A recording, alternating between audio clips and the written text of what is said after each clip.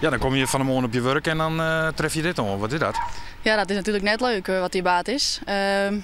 Ja, het is hartstikke moeilijk voor u, voor het personeel, voor iedereen om dit om te zien. Ja, het gaat hier echt in het hart, om het zo maar te zeggen. Ja, je wordt er raar van uit je zeggen. Jou zegt het zelf. Is alles verlengd hier? Ja, alles is verlenging. Dat is het gongen, hè?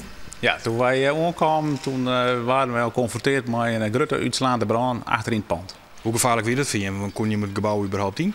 Nee, omdat we al besloten hier dat we het pand opjoen hebben, we het gebouw ook net meer inwest. En we wisten niet net precies wat er inwest zou, dus dan is het voor ons eigen personeel net veilig om naar binnen te gaan. Weer nog explosies, vluchtige stoffen en zo, hè? Ja, er was in ieder geval sprake van dat er iets van aceton waarschijnlijk in het gebouw was, zo, omdat het, ze doen iets met nagels en als die weer verhellig was, dan is er aceton voor nodig.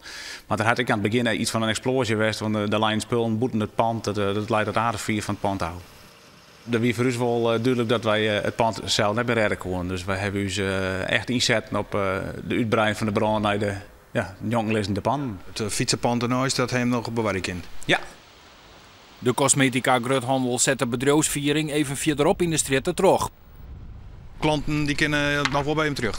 Klanten kunnen zeker bij ons terug. We gaan voor hun alles rondwaan om alles weer op scherp te krijgen. Daarvoor zo snel mogelijk weer de wijzen.